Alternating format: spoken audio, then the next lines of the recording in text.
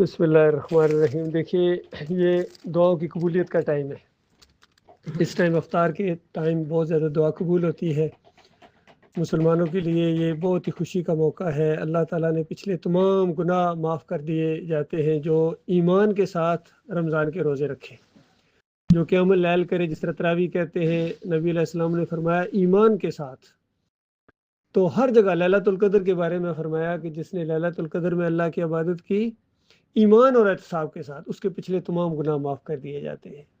اور قرآن کی آیت ہے یا ایھا الذین آمنوا کتب علیکم الصیام کما کتب علی الذین من قبلکم لعلکم تتقون۔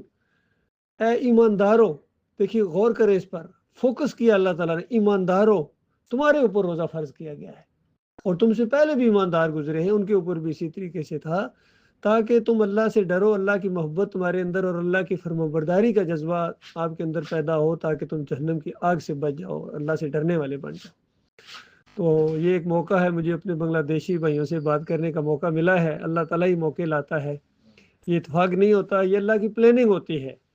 تو یہ پیغام آپ وہاں جائیں تو کہیں، وہاں ایک بھائی نے یہ بات کی تھی کہ دیکھو، اگر عقیدے کے اندر خرابی ہے، کوئی عمل اللہ قبول نہیں کرتا ہے، نہ روزہ قبول کرتا ہے، نہ نماز، نہ کوئی حج عمرہ، کوئی قبول نہیں ہوتا اگر عقیدے کے اندر خرابی ہو تو۔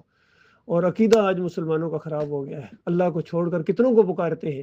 جس طرح ہندو اپنی مورتی کے سامنے جھکتا ہے، یہ مسلمان اپنے مزار کے سامنے جھکتے ہیں اور اپنے پیروں کی پنڈلیاں دباتے ہیں، یا علی مدد، یا رسول مدد، یا غوث مدد، اس طرح کی پکاریں لگاتے ہیں۔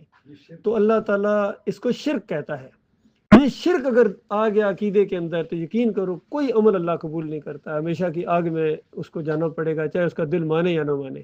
اور کیا جاتا ہے انسان کہہ دے میرا اللہ مالک ہے، بس میرا داتا اللہ، دستگیر اللہ، مشکل کشا اللہ، حاجت روا اللہ، میرا کھوٹی قسمت کھری کرنے والا اللہ، جس کو چاہتا ہے بیٹے دیتا ہے، جس کو چاہتا ہے بیٹیاں دیتا ہے۔ دیکھیں یہ سب کچھ اللہ کرتا ہے، سورج اللہ نکالتا ہے، چاند اللہ نکالتا ہے، سمندروں کو دیکھو، ہواؤں کو دیکھو، بارش کو دیکھو، فصلوں کو دیکھو، یہ سامنے فروٹ پڑا ہوا ہے، طرح طرح کے کھانے، یہ کس نے بنایا بتائیے؟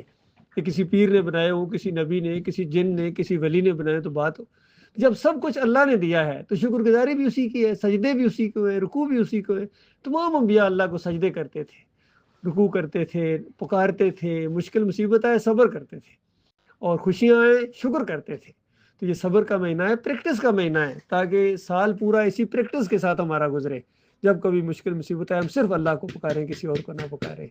ان عقائد کے ساتھ اللہ تعالیٰ بہت ہی قدردان رب ہے، وہ روزے بھی قبول کرتا ہے، قیام بھی قبول کرتا ہے، اور ہمارا کسی مسلک سے کوئی تعلق نہیں ہونا چاہیے۔ آج مسلک بن گئے، کوئی بریلوی، کوئی دیوبندی،